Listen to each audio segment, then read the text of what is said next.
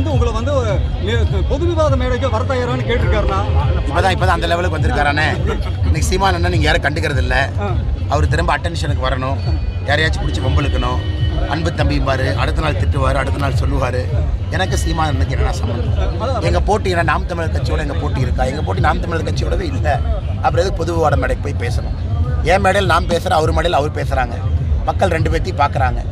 மக்களுக்கு யார் பிடித்திருக்கோ முடிவு செய்யலாம். ஹாஸ்பிட்டலில் போய் பிரெயின் எக்ஸாமின் பண்ணுவாங்க.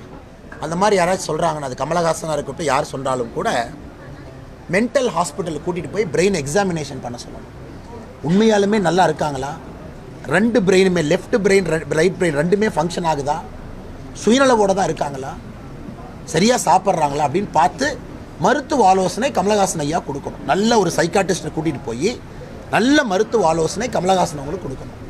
எப்படி இந்தியாவுடைய கேபிட்டலை நாக்பூருக்கு மாற்ற முடியும்? எப்படி மாற்ற முடியும்? நீங்களே லாஜிக்கலாக சொல்லுங்கள், எப்படி மாற்ற முடியும்?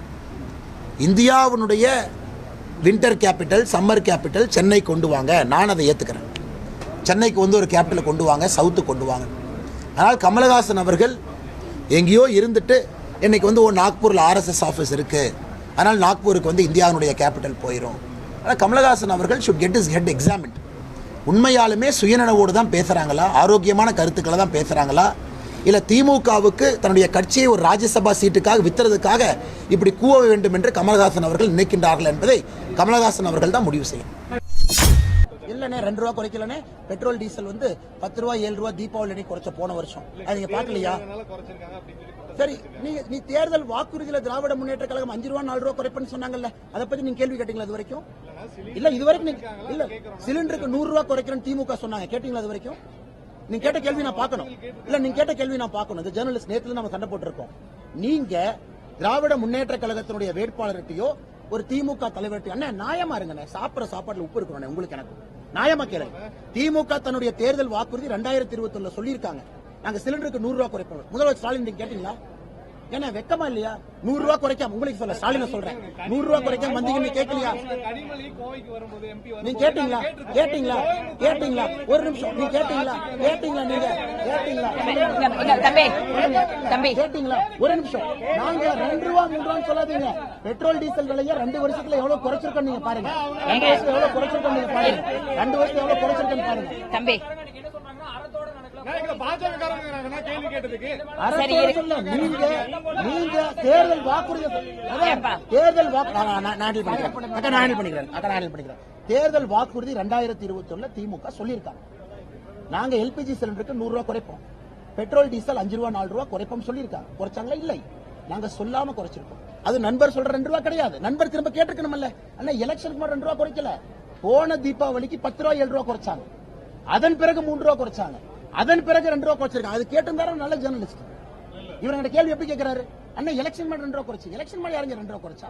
2 வருஷத்துல எத்தனை முறை பெட்ரோல் டீசல் குறைச்சிருக்கோம்? கேள்வியில அறம் இருக்கணும், கேள்வியில உண்மை இருக்கணும், கேள்வியில ஒரு நியாயம் இருக்கணும். சும்மா நீங்க டிவில போட்டா பயந்துருமா? இந்த வேலை வச்சுக்காதீங்க. எவனாச்சும் ஊர்ல அவன்கிட்ட போய் இந்த வேலையை காட்டுங்க. இந்த வேலை எங்கிட்ட வச்சுக்காதீங்க. இந்த வேலை எங்கிட்ட வச்சுக்காதீங்க. என்ன எவிடன்ஸ் நான் கொடுக்குறேன், நீ போடுறியா? நான் கேட்கிற கேள்வி பதில் சொல்லுங்க. பிரஸ் மீட் போட்டு சேம்பருக்கு வாங்க, நான் கொடுக்குறேன், நீ போடணும். 1 மணி நேரம் பொண்ணு செக் பண்ணுவேன்.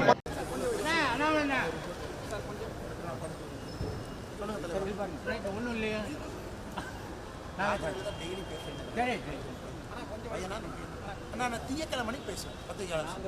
கிட்ட வரக்கூடாது இருக்காங்க, கிட்ட வந்து உங்களை எல்லாம் இடிச்சு தள்ளிடுவோம்.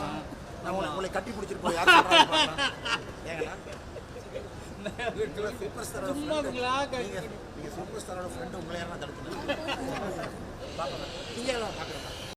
ஒரு தம்பி வந்து பேசுறான், நான் நீட்டுக்கு எதிரி, நீட்டை ஒழிக்கணும். பத்திரிகை நம்பர் தம்பிகிட்ட கேட்கிறார், தம்பி எந்த காலேஜில் படிக்கிறேன்? அந்த தம்பி வாய் தவறி தெரியாம நான் 1.5 கோடி ரூபாய் கொடுத்து படிக்கிறேங்க அப்படின்னு ஒரு காலேஜ் பேர் சொல்றாங்க. ஒரு பாலாஜி மெடிக்கல் காலேஜ்ல ஃபர்ஸ்ட் இயர் MBBS படிச்சுட்டு இருக்கேன். டீம்டு காலேஜ் தான், காசு கட்டி தான் படிச்சோம். நான் நீட் ஜஸ்ட் குவாலிஃபை தான். நான் சொல்றதுல எனக்கு எதுவும் அசிங்கமும் இல்ல. எங்க அப்பாவால காசு கட்ட முடிஞ்ச ஒரே காரணத்துக்காண்டி தான் எங்க அப்பா சேர்த்து விட்டாரு. 25 லட்சம் ரூபாங்க வருஷத்துக்கு ஃபீஸ். 1.5 கோடி ரூபாய் போட்டுட்டு அவனுக்கு எங்க மக்களை பார்த்து பணி செய்யணும்ன்ற அவனுக்கு தாட் ப்ராசஸே இருக்காது.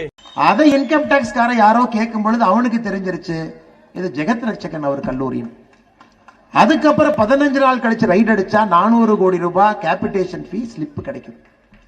அதனால திமுக நண்பர்களே, நிறைய நீட் எதிர்ப்பு டிராமா போட்டுக்கிட்டே இருங்க, நிறைய பேர்த்த மேடையில் ஏறி பேச வச்சுக்கிட்டே இருங்க.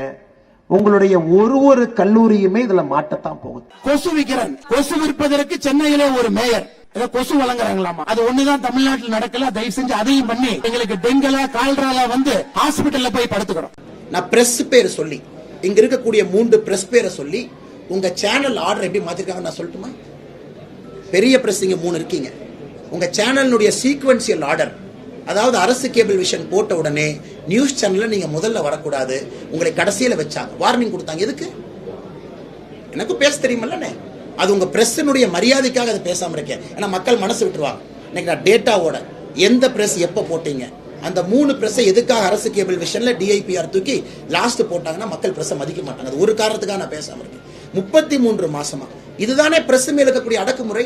நான் கேட்கிறேன், இஸ் தி பிரஸ் ஃப்ரீ இன் தமிழ்நாடு? தமிழ்நாட்டில் ஊடகம் என்பது சுதந்திரமா இருக்கா? சத்தியமா இல்ல. பொருளாதாரத்துல பின்தங்கி இருக்குன்னு சொல்லி தமிழகம் அதான் அண்ணாமலையை தான் சொல்றாரு. ரொம்ப பின்தங்கி எக்கனாமிஸ்டா. அதுக்கு அமைச்சர் பாஜக தலைவர் அண்ணாமலை பொருளாதார நிபுணரா அப்படின்னு கேள்வி. ஆமாண்ணே, எம்பிஏ ஃபினான்ஸ் படிச்சிருக்கேன், ஐஏஎம் லக்னோவில் படிச்சிருக்கேன். 10 லட்சம் பேர் எழுதின கேட்டு தேர்வில் 99.4% வாங்கி பாஸ் ஆயிருக்கேன். கொஞ்சம் ஃபினான்ஸ் தெரியல. துரைமுருகன் அவர்களுக்கு தெரிஞ்சதை விட எனக்கு ரொம்ப அதிகமாக ஃபினான்ஸ் தெரியும். மேபி மிச்சவங்களுக்கு கம்பேர் பண்ணும்போது குறைவாக தெரிஞ்சிருக்கலாம். ஐஏஎம் லக்னோவில் எம்பிஏ ஃபினான்ஸ் படிச்சிருக்கேன். ஒரு ஸ்டேட்மெண்ட்டை படிக்க தெரியும், பட்ஜெட்ரி டாக்குமெண்ட்டை படிக்க தெரியும், பிஸ்கல் டெபிசிட்னா என்னன்னு தெரியும், இந்த மாநிலம் எதை நோக்கி செல்கிறதுன்னு எனக்கு தெரியும். ஆனால் துரைமுருகனை படிக்காமல் இருக்கலாம். அந்த கதையை என்கிட்ட ஓட்ட வேண்டாம்னு சொல்லுங்க.